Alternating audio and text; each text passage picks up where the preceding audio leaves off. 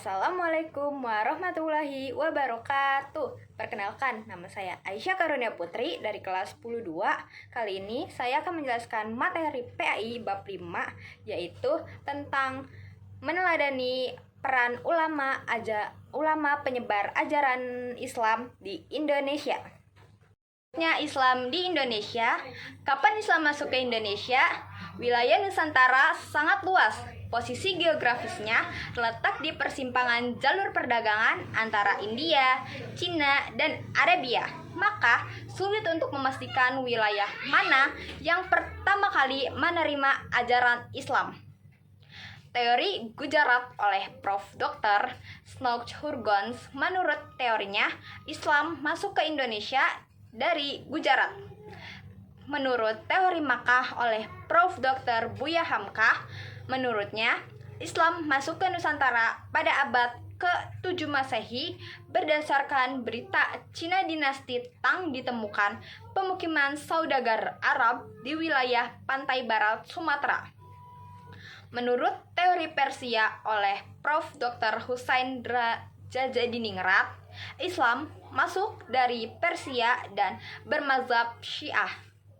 Menurut teori Cina oleh Prof. Dr. Slamet Muljana, Sultan Demak merupakan keturunan Cina. Lebih dari itu, menurutnya Wali Songo juga merupakan keturunan Cina.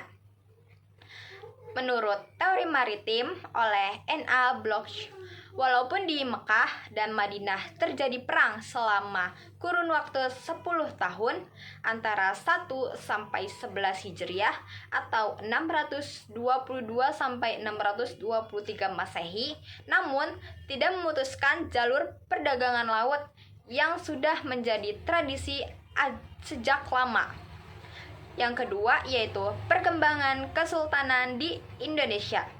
Samudra Pasai di Sumatera Utara pada abad ke-13 Masehi, Kesultanan Leran di Gresik, Jawa Timur pada abad ke-11 Masehi, banyaknya raja-raja Hindu yang memeluk Islam.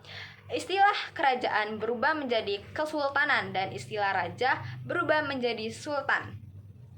Rakyat berbondong-bondong masuk Islam karena syarat masuk Islam sangat mudah. Lebih dari itu, Islam tidak mengenal sistem kasta. Tumbuhnya kerajaan Islam di Indonesia tak lepas dari politik luar negeri seperti periode Khulafaur Rasyidin, Bani Umayyah, Bani Abbasiyah, Fatimiyah, hingga Kesultanan Turki Utsmani.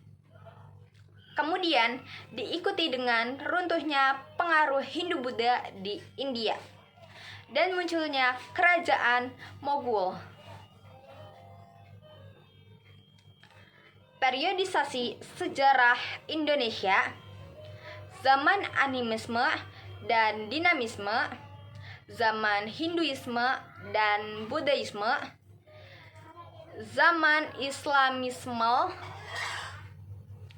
zaman Katolikisme dan Protestantisme. Yang ketiga yaitu tokoh penyebar ajaran Islam di Indonesia. Yang pertama yaitu Sultan Malik Al-Soleh 1267 sampai 1297 Masehi,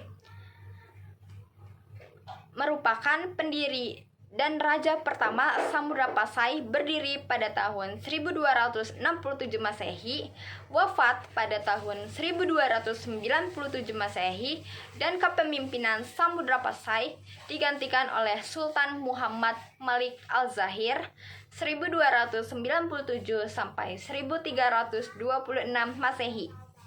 Yang kedua yaitu Sultan Ahmad 1326 sampai 1348 Masehi. Beliau merupakan Sultan Samudra Pasai yang ketiga, bergelar Sultan Malik Al-Thohir II. Pada masa kepemerintahannya, Kesultanan Samudra Pasai dikunjungi oleh seorang penjajah dari Maroko yaitu Ibnu Battuta. Yang ketiga yaitu Sultan Alauddin Riayat Syah 1538 sampai 1571 Masehi. Beliau merupakan Sultan Aceh ketiga, terkenal sebagai peletak dasar-dasar kejayaan Kesultanan Aceh. Yang keempat yaitu Wali Songo 1404 sampai 1546 Masehi. Wali Songo merupakan 9 wali atau sunan yang menjadi pelopor. Yang pertama yaitu Maulana Malik Ibrahim, Sunan Gresik. Yang kedua Raden Rahmat, Sunan Ampel. Yang ketiga Maulana Makdum Ibrahim, Sunan Bonang. Yang keempat Raden Paku, Sunan Giri. Yang kelima Syarifuddin, Sunan Rajat. Yang keenam Raden Masyahid, Sunan Kalijaga. Yang ketujuh Jafar Syadik, Sunan Kudus. Yang kedelapan Raden Umar Said, Sunan Muria. Dan yang kesembilan Syarif Hidayatullah, yaitu Sunan Gunung Jati. Sultan Alauddin nama aslinya adalah Manggarangi Dayan Mangrabia. Dinobatkan sebagai Raja Goa pada usia 7 tahun. Datu Tunggang Parangan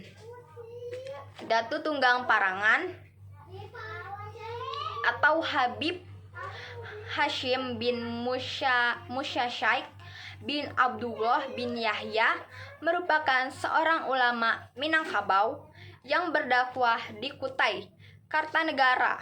Beliau berdakwah bersama sahabatnya yaitu Datuk RI Bandang pada masa pemerintah Raja Aji Mahkota 1525 sampai 1589.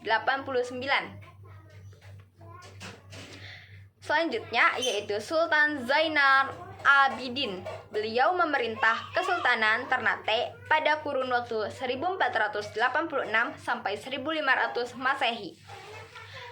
Materi yang keempat yaitu keteladanan para ulama penyebar ajaran Islam di Indonesia, yaitu hidup sederhana, gigih dalam berjuang, menguasai ilmu agama secara luas dan mendalam.